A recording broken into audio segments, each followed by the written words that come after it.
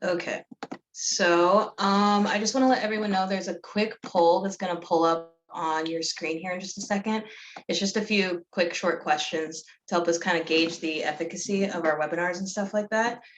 And while that's going, I'll just do like our short little intro. So first, I just want to thank everyone for tuning in tonight. And like I said, you should see that poll popping up. And so tonight we have with us Jackson Ellis, and he's working with us from Conservation Nebraska.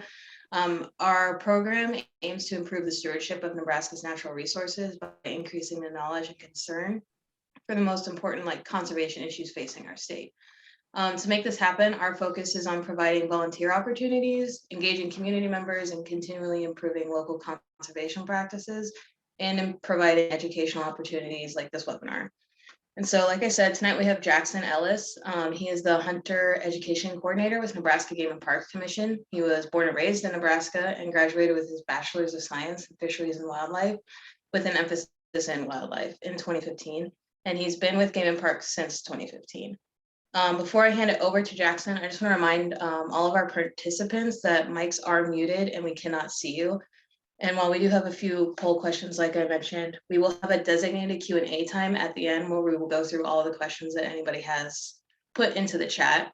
And we'll get those answered at the end, just kind of to get through our presentation, get all of our information out there. And then we will also have an optional exit survey, which I'll remind you guys about later.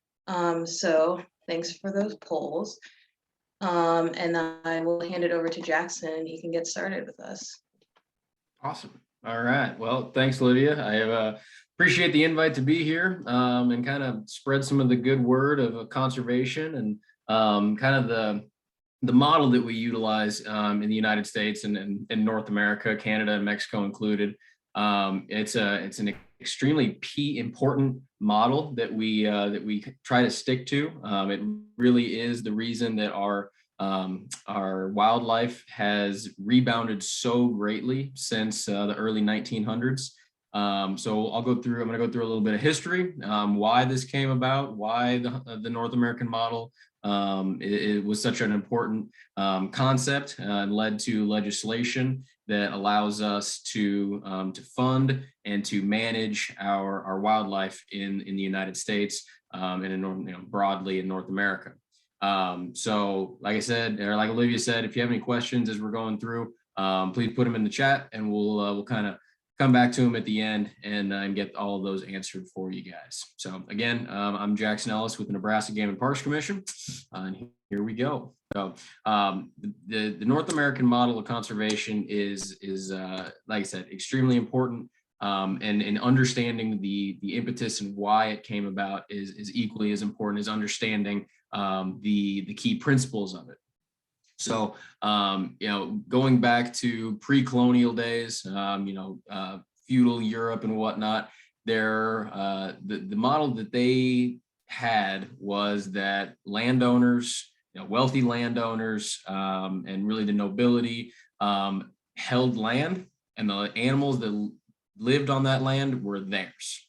No one was allowed to hunt these animals, to utilize this wildlife, unless you were part of this noble class, basically. There were pretty severe punishments for trespassing and hunting on lands. And so it just simply was not something that was accessible unless you were, someone of a very high class stature in that European model. The sale of wildlife at market was an accepted thing, and in a lot of places in the world, it still is to this day. So basically, at that point in time, unless you were wealthy, you really had no access to wildlife or hunting for meat. As people started, as colonization happened in America and the United States, North America, that the ideals that people wanted changed came along with that. So one of the big things for survival in a new colony is gathering food, and that is hunting animals.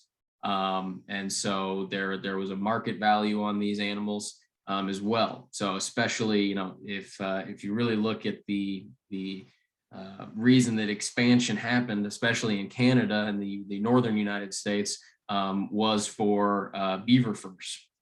So that really took the charge and what brought people west originally, and then that opened up markets for meat. So as these cities and areas started to become more broadly populated, there was no cattle market, there wasn't chickens and whatnot. It was basically bison, elk, and deer that people were paid to harvest and then sell at market. Resource exploitation was kind of the driving factor of people going west. Like I said, about especially the beaver furs and fur trapping. There was a huge market for that, and people followed that. So by about 1860, we started to see more urbanization in the United States. There was a major shift from people living now in these more urban cities, and that has really continued to today, and we still see that today. But what this did was it shifted a market where there was this market for feeding these cities, but then there was also people who had in these cities who had time now and also understood the heritage and the passion and the pursuit of animals and that outdoor drive. And so you also saw this growing population of what we now refer to as outdoorsmen and women, and they have more of a intrinsic value on these animals and not so much a dollar value. So wildlife now started to have really two purposes, and these two kind of butted heads a little bit. Sportsmen started forming groups so that their voices could be heard, and creating their own refuges. So they kind of took things into their own hands and created the first wildlife refuges, and then laws that surrounded these refuges that they made to protect the animal and promote their interests with these groups that they've created. So around 1900, the decrease in wildlife populations was very obvious. Especially the game animals, especially bison, elk, deer, and turkeys were the ones that were really hit very hardest by this. And so Canadian and US agencies started to establish state agencies that were posed to conserve this wildlife, restrict the harvest, set laws, game laws, and then also enforce those laws. So this is about the time when your game wardens became a thing, and there were actually people out there that were charged with keeping these laws on the books and enforcing them. So by the 1920s, that infrastructure had been created and put in place, but the funding source was not there. So these agencies were there, but they had no money, no funding source to really keep things going in the direction that they wanted to. So things are starting to improve, but they're really not to the place where they need to be to stem the loss of wildlife species and dwindling numbers that we saw. And so sports, again, these sports groups were extremely important. Names that a lot of people know, like Aldo Leopold, Willis Robertson, and Key Pittman, were these legislative conservationists who came up with this American game policy. So this was an idea, a paper that was published in 1930, and it was a proposal to assist this conservation framework and infrastructure that had been created. It called for trained biologists and a stable funding source. Those were really the two big things that came out of this proposition, basically. Luckily, our lawmakers took note of this. Teddy Roosevelt was a big one pushing stuff like this. And so within 10 years, the Pittman-Robertson Act had passed, 1937. The Wildlife Society was established. The duck stamp was created. And so these three things are really, if you were to draw three things that are some of the most important about the conservation that came about in this era that we still use today. Those are kind of the three big ones. And the Pittman-Robertson Act is really kind of the catalyst of this. It is the kind of the shining star of what conservation ideally should look like, and has been the kind of the pinnacle that we have found to protect these wildlife species. So for those who are not familiar with the Pittman-Robertson Act, what it established was is an excise tax on firearms, ammunition, and some archery equipment that is collected by the federal government. And then it is allocated to the state agencies, those conservation agencies, so the Nebraska Game and Parks Commission, based on a formula that is basically two components. One is land mass, and the other is licensed hunters on a given year. So based on those two things, a percentage of that federal pot is allocated to the states for specific purposes for conservation. So those are research projects, purchasing of lands, maintaining the habitat or restoring the habitat on these lands, and education. So really the first three things there, those research, land purchase, and land restoration, and maintaining, is what originally came about in 1937. So this is huge. This excise tax that was placed on these manufacturers. So anytime you go in, if someone purchases a firearm, any ammunition, those sorts of things, there's anywhere from a 10 to a 12% tax on that, and that's a sizable chunk. 10 to 12% is quite a bit when you consider how many firearms and ammunition are purchased on a given year. So on average, we see that pot hit somewhere in the $750 million range per year. And since it really got rolling in 1939 when that those first checks, I used to say checks, but the first time that money was allocated to the states, we've seen almost $14 billion with a B for conservation. So it's huge. It really is why the animals that we saw really hit their low marks around 1900, and some even thought to be extinct, that we've now brought back. We have places where animals were extirpated from an area. They've been brought back. The wild turkey in Nebraska is arguably one of the best conservation stories that we have right here, and it can be directly drawn to this act. There's been a couple of modernizations about PR, Pittman-Robertson. I call it PR. So in the 70s, when hunter education was getting started, it was amended to include hunter education and education sources. So hunter education is kind of the big one, but it now, after the Modernization Act in 2019, also includes what we call R3 activities. So that's recruitment, retention, and reactivation of hunters. Educating people on how to go out in the field and be safe, how to be a hunter, someone who maybe hasn't grown up with a family background in hunting but would like to get into it. And I'll get into that in a little bit more here in a bit. But that's kind of the broad, kind of 10,000 foot view of the Pittman-Robertson Act and kind of the conservation movement that happened through the 1900s.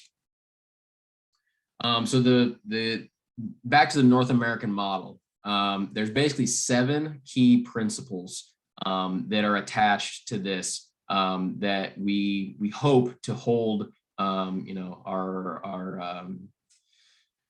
management of wildlife.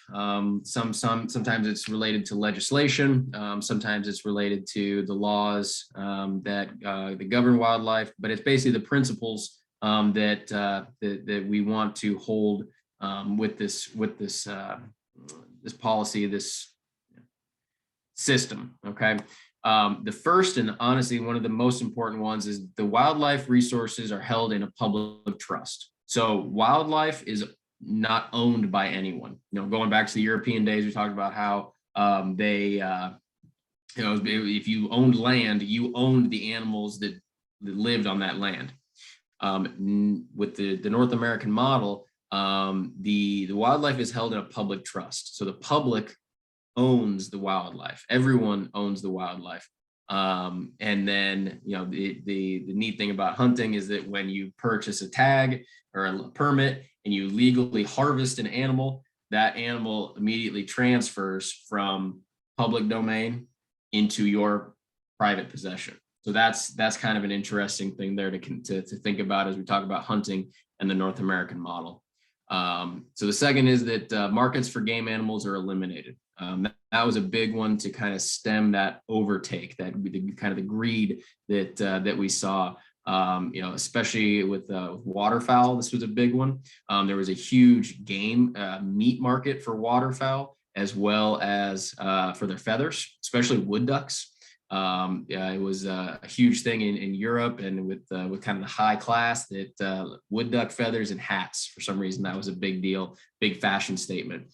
And so, people would go out and harvest these ducks really unchecked and send them to market. So now markets for game animals are eliminated. You cannot sell game animals. You cannot sell game meat. That's kind of a big no-no anymore. So, there still are markets for hides. So, for example, furs from fur bearers. But that's a little bit different. We'll talk about that a little bit in one of the other principles here.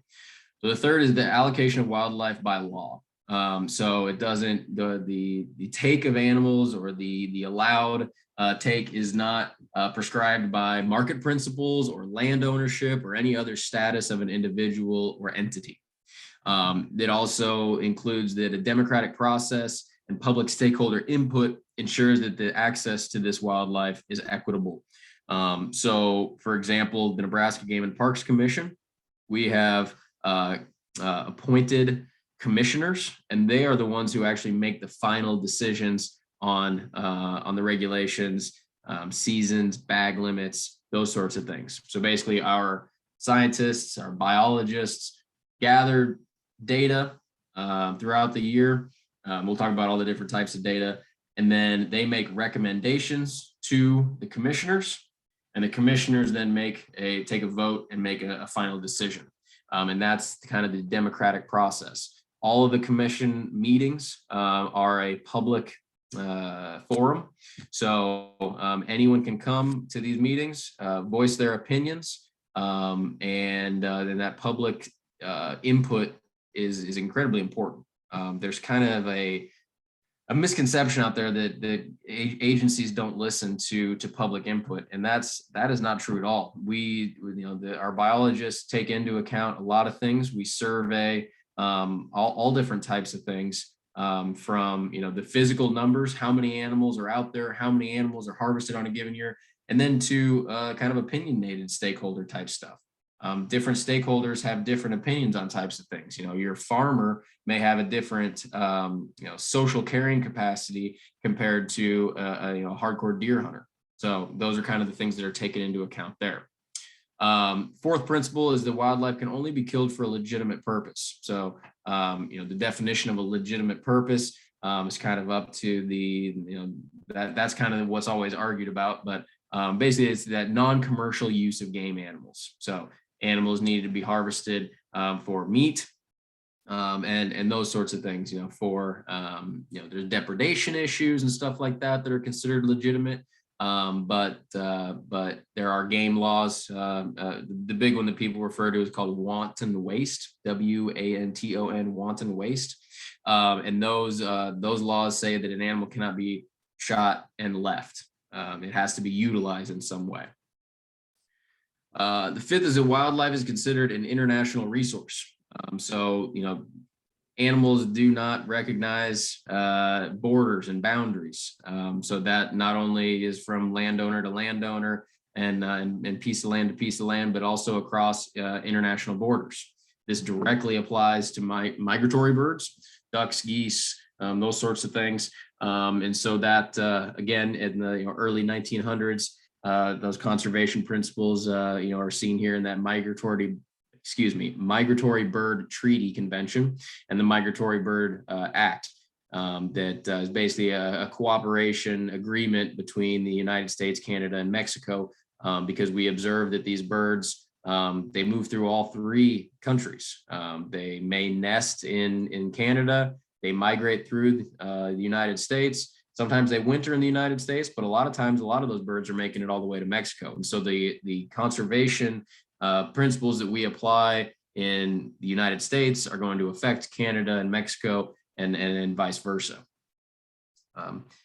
The sixth principle is that science is the proper tool for these wildlife policies. Okay, so it says that we need educated, trained, scientific professionals that are taking in this data, reviewing it from year to year, and making the laws and regulations pertaining to hunting and fishing. So our biologists, again, like I said, they do their work, they collect all this data, they see the trends, and then they make recommendations. And in Nebraska, we're very lucky that our commissioners really do take the input from the public, and they take the input from our scientists, our biologists, and put it to use. And really, for the most part, they're very, very responsive to the science and the data, and less about the politics. So in 1930, that game policy called for those biologists to be created. About that time, universities started getting on board with the different programs. So I believe it was the University of Western Michigan was one of the first ones to have a wildlife biology degree. So now we see those quite frequently across the United States in our different universities. So the people are getting trained in science and at a very high level. So again, they take that data from surveys, population dynamics, human dimensions. That's kind of the newest trend in this, and behavioral habitat studies, and then statistic and high level adaptive management policies and principles. And then the last one is the democracy of hunting is standard. So what that kind of goes back to the democracy of the laws being created. So these state boards and commissions are politically appointed. So we elect our governor, and then our governor makes these political appointees.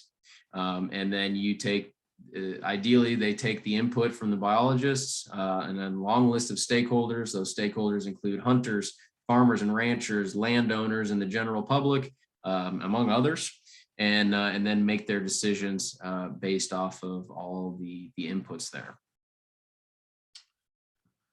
So the funding system. So this is, funding is, as with anything else, money is kind of king, and then you have to have that for anything to really be successful. And so that Pittman-Robertson Act is absolutely essential to this North American model of conservation. So this was something that hunters, anglers, trappers really brought about. They more or less asked for this tax and are more than willing to pay for it. So the funds and the restoration projects, they are funded through that Pittman-Robertson Act, and also through licenses and stamps. Talked a little bit about the duck stamp. I'm not going to go too deep in that, but basically it's a stamp that people have to purchase anytime they are hunting waterfowl, so ducks and geese and whatnot in the United States. It's a federal thing. That pot of money goes to buy specifically wetlands for habitat restoration and conservation. So the Pittman-Robertson Act has allocated billions of dollars into conservation. Like I said, it's for purchasing lands, creating and restoring habitat, research projects, and most recently it was amended to include the operation of archery and shooting ranges. Reason being is that, like I said, firearms and ammunition are the main tax drivers here, and ammunition is the number one thing.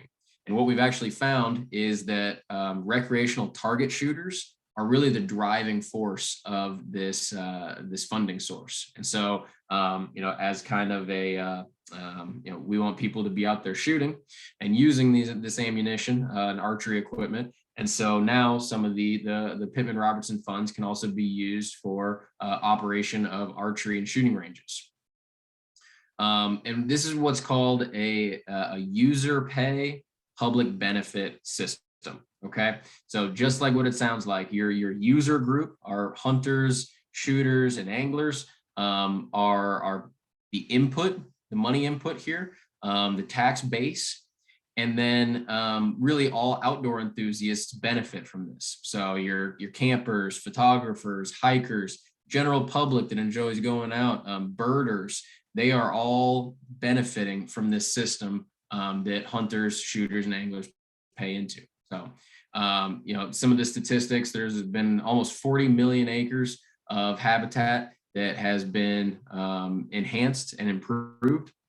States have purchased and leased over almost 5 million acres for recreation. So for the general public to be able to go out and experience, what we have to offer as far as wildlife goes. So, public land is a huge deal in the United States. There are not a lot of countries that have public land that someone who doesn't own land, not a landowner, hasn't purchased, doesn't have the money to purchase their own land, but they can go out and experience nature and wildlife on these acres. And it's not, like I said, it's not just hunters and anglers that, they're the ones who are paying for this, but it is really a public benefit for every citizen in the United States. So the National Shooting Sports Foundation estimates that there is about $3.5 million per day that comes back to wildlife conservation from our hunters, shooters, and anglers. I said from the early 1900s, a lot of species were on the brink of extinction, were extirpated from areas, and these are really the dramatic victories that this act and this policy structure is set into place. So. On the right-hand side here, if you start with that graph, this is just kind of the revolving door of how this system works as far as payment in the Pittman-Robertson Act. So like I said, hunters, target shooters purchase ammunition. The manufacturers of those goods pay an excise tax. That excise tax goes into a federal pot. That pot is doled out to the states, like I said, based on land mass and licensed hunters. And then those state agencies take those funds and utilize them to purchase lands, restore habitat, improve habitat, manage populations, do research, and then, like I said, also education and shooting ranges. So in turn, all those millions of dollars are turned into acres for people to utilize, ideally to be hunting, fishing, and shooting on, and then it all comes back when people are purchasing those goods. So then there on the left-hand side is just a little bit of a breakdown. This is from the Congressional Sportsmen's Foundation. I believe this is from 2018, but almost $800 million generated just from Pittman-Robertson. Then you also consider, 872 million from hunting licenses across the United States. And then on the kind of the top right-hand corner there is also what's called Dingell-Johnson. Dingell-Johnson is basically the fishing side of Pittman-Robertson. So Dingell-Johnson is, the items that are taxed are different fishing tackle and gasoline, actually. So we can safely assume that a certain portion of gasoline is used for fishing. And so there is a tax placed on that that comes back to conservation as well. All right, so going into the kind of the future here, we have a couple of principles that we want to continue with. We want to see the North American model, continue, and so for those, certain things need to happen for that, and can even be improved upon. So the first point there is to continue to manage all wildlife under those 7 principles that we talked about, not exclusively game species. Game animals were kind of the impetus for this to be put into place, but a lot of times the non-game species are benefiting greatly as well. And so these can be applied even more directly. For example, in the last couple of years, the big push has been in bees and those pollinating species of plants and small birds and insects. So that's kind of been one of the trends that we've seen that is directly applicable to the North American model. And then expand information about the model and the importance to all of the citizens. Now, there's a lot of hunters that don't even know this system this amazing system that they are a part of. And so doing what I'm doing right now and getting the word out and talking to people about how important this model is incredibly important. There's a lot of misinformation out there, especially about the scope of the model, game versus non-game species, who benefits, and those sorts of things. Continue intercontinental meetings with the United States, Canada, Mexico, like we talked about. All those are interconnected in one way or another, especially with our migratory animals. But conservation is and should be a worldwide type thing. And we have a pretty beautiful system here, and really the envy of a lot of the world. And so the continuation of the cooperation between those three countries are really important. So a lot of our administrators get together on a yearly basis, at least, and discuss current challenges, successes, failures, what's going on out there, and joint strategies that can be put into place for the betterment of all of our citizens. All right, so kind of the pull things together here is the importance of hunters. So that's kind of what my driving force is in trying to inform people about this, is the importance of hunters. One of the big things that we're tackling is a decline in hunting participation. So it is the funding source for conservation. Between the Pittman-Robertson funds, licenses and stamps, and groups that people are a part of, is a huge funding source. So whether we like it or not, money is a driving force and is needed. Hunters provide key conservation tools for state agencies. So not only, one of the big things that people are aware of is that hunters manage population sizes and densities. So, if there's an excess of white-tailed deer one year, the commission will issue more antlerless tags or doe tags. If there are, if there's a lower percentage, maybe an area the state is hit by a disease or something like that, hunting will be curtailed a little bit in that area.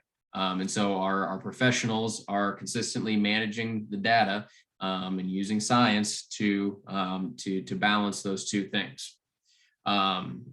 So a good example is urban deer populations. We've seen suburban deer populations boom across the United States. And so now there's more urban hunting opportunities.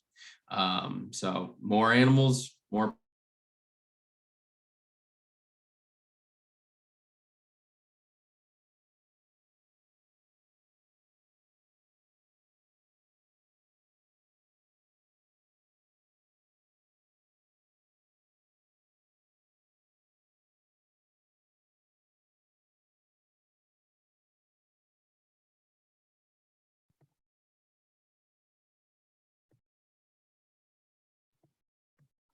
Guys, we're having a little bit of issues on our side. Give us 1 second, we'll get figured out. Okay. Sorry, guys. I lost my Wi-Fi there. Olivia, can you hear me? Yep, I can hear you. Excellent. All right. What was the last thing that you heard there? You were talking about the importance of hunters and how money is the driving factor, whether or not we like it. Okay. All right. My apologies about that. All right. So the hunters are also a key conservation tool. Okay. So the thing that everybody or a lot of people are aware of is that state agencies use hunters to manage our populations. So Nebraska is a big deer state, so I use that as an example. But our biologists are monitoring the size of our deer herds across the state, and then they issue tags and permits, hunting permits, based off of that, the harvest quotas and our goals. So if we want to reduce the amount of deer in an area, If their population is getting too high, too close to that carrying capacity, we'll issue more antlerless tags for that area, more doe tags, and vice versa. If there's an area that maybe gets hit by disease one year, the following year there will probably be a decrease in permits given out for that area. And so without hunters, the only really two other options that have ever been floated are sterilization and contraception of game animals. And so that, while in the realm of things, sure, it's a possibility, but when you're being a realist, it is incredibly expensive, and the efficacy of these contraceptives and sterilization, especially in deer herds, has really never been shown to be effective. You would have to catch a majority of the deer, sterilize them, whatnot, and like I said, then that's a very expensive process. Whereas with hunters are actually paying into this system to then go out and manage these populations. And then reporting. So we get a lot of data from our hunters. Hunters are reporting their harvests. That is kind of one of the stipulations, especially with big game, deer, turkeys, elk, antelope, those sorts of things. And then we also have surveys at the end of the season for our bird populations, our waterfowl, ducks and geese, and our upland species like pheasants and quail. So we get a lot of data, not only from our biologists out there doing game counts and surveys and stuff like that, but actually directly from our hunters. And it's almost similar to kind of a citizen science sort of thing. Not only do we have the harvest reports, so what people are harvesting, but also what they're seeing out there. We have a lot of surveys that go out that simply ask, did you see a lot of deer this year? How many days did you hunt? How many, we have different questions that we can ask in surveys that we can then derive data off of and give us, another data set to work off of when we're trying to make these decisions. And there's also a tradition and a heritage with hunting that is really unique to North America. A lot of people have very, cultural roots, and hunting in their families goes back generations. And so that's something that we shouldn't want to lose as Americans. And then conservation and sportsmen's groups, we refer to them as NGOs, non-government organizations. So this is Pheasants Forever, Quail Unlimited, the National Wild Turkey Federation. You've got really one for every species, and then you've got general ones. In Nebraska, we've got Conservation Nebraska. We've got the Big Game Association. We've got a number of these groups that are simply for Nebraska. So these groups have, they organize volunteer projects. They're another funding source for conservation projects. Ducks Unlimited is a big one. They've purchased a lot of wetlands in Nebraska that then get turned over to the Game and Parks. They call it their revolving properties program. And they're also, these groups are an organized voice for issues surrounding hunting and conservation. One of the species that really gets talked about a lot in the media is mountain lions, and a great example of groups that are misunderstood is a lot of our hound groups. So people who run hounds for treeing mountain lions, bobcats, raccoons, and stuff like that. A lot of the misconception is that these groups just want to go out and harvest as many of these animals as they can. When in reality, if you ever went and talked to these groups or were at the meetings that these groups attend, they want a consistent population on the landscape. They don't want to eliminate these animals. They want these animals around. They are often arguing for lower quotas and lower bag limits for these animals. And it's a great example of the conservation and work where these people are going out and harvesting these animals. And so people who don't understand it, they see, oh, these people are going out and killing these animals. They must want to just eliminate them. And that's not true at all. And quite the opposite. And it's a very nuanced discussion that is going on. That unfortunately is lost a lot in our media.